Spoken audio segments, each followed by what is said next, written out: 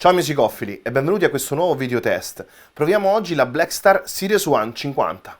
La testata ci presenta due canali separati, un canale clean e un canale crunch, un canale proprio dedicato alla parte di distorsione, ma ognuno dei due canali è diviso in due sezioni differenti.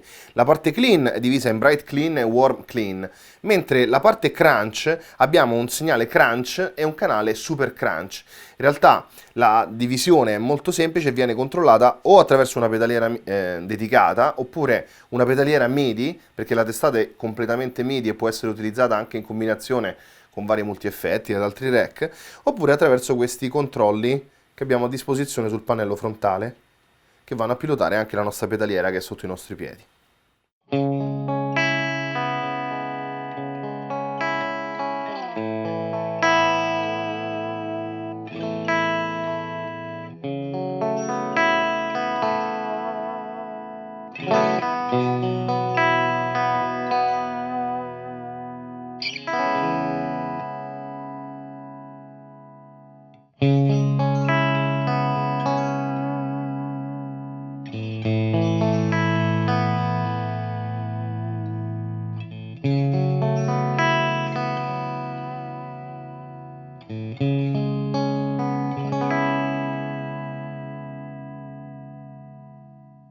Come avete sentito, la differenza tra le due modalità operative del canale clean, la parte più bright e la parte più warm, si differenziano proprio perché il canale bright è proprio dedicato a questo genere di arpeggi molto clean, dedicati magari alla musica pop, oppure anche a delle sonorità più funky, potrebbero essere molto asciutte.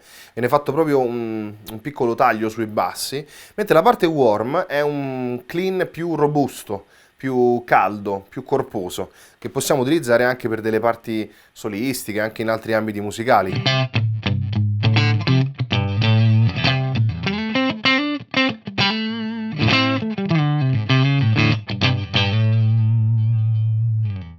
Passiamo adesso a sentire la sonorità del canale crunch e passeremo tra la modalità crunch e la modalità super crunch.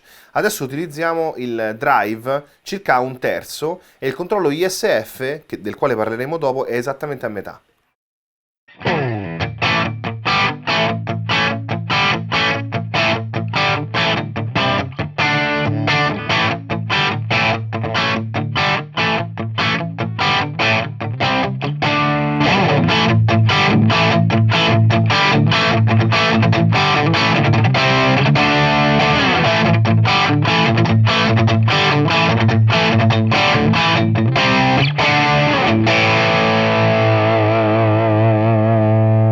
Come avete sentito, la modalità Super Crunch tende a aumentare notevolmente il gain, probabilmente aggiungendo un nuovo stadio di preamplificazione, e tende ad ingrossare molto il suono, lo rende molto più vicino a una sonorità hard rock.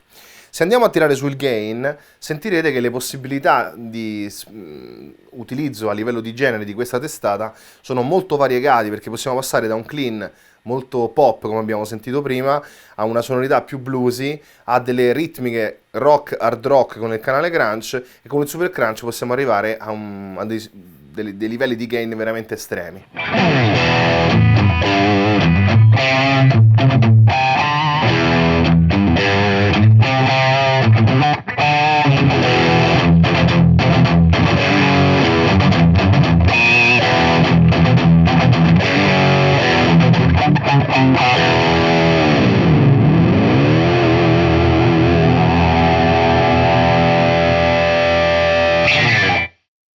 La testata è dotata del controllo ISF, che è un controllo proprietario di Blackstar, che ci permette di passare attraverso un potenziometro normalissimo da delle sonorità tipiche British a delle sonorità molto più USA.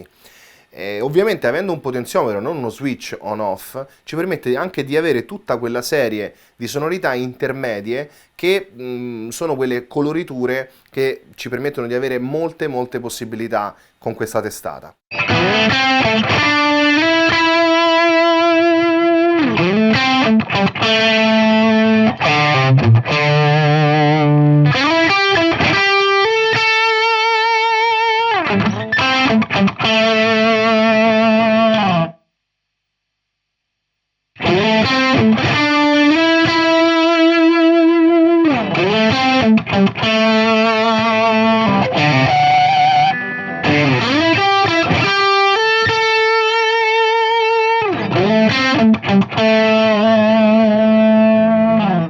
S150 della Blackstar è dotata anche di altri due controlli molto importanti. Uno è il controllo di resonance, che ci permette proprio di scolpire le basse frequenze. Sentiamo soltanto la differenza tra chiuso completamente con il canale crunch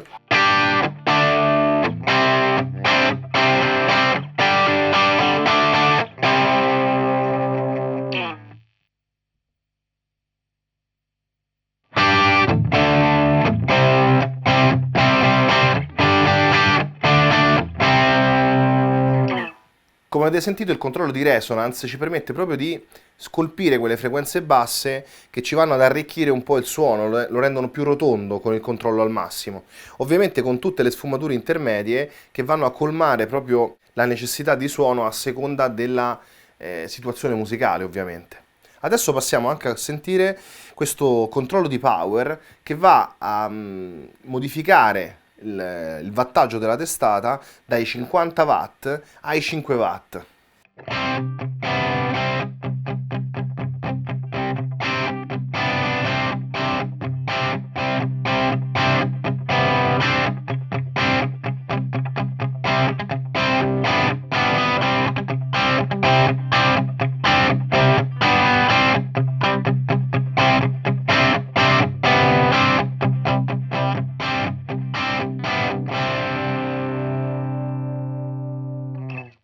Questo controllo è sicuramente molto importante per chi prende una testata come questa per situazioni molteplici. Ovviamente con una 50 watt a tutto volume è un po' complesso suonare sia in un appartamento sia anche in un piccolo club. Allora questo controllo tende a garantirci un'efficienza del finale di un elevato livello, un finale che è dotato di due L34, però ci permette di utilizzarle anche ad un volume sicuramente più moderato. Immaginate ovviamente che il passaggio tra 50 e 5 watt non è ridurre il volume a un decimo, ma garantire una maggiore headroom quando andiamo ad utilizzarlo più verso i 50 watt.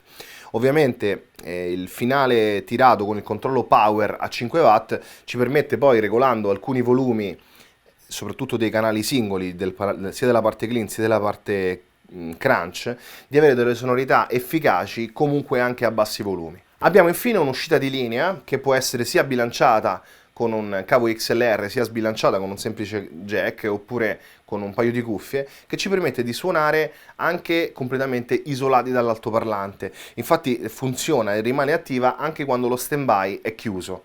Faremo sentire adesso una take, la registreremo in entrambe le modalità, sia microfonica sia con la linea, e ve la riproporremo due volte nel video test. Prima ascolterete la parte con i microfoni e poi la parte con la linea.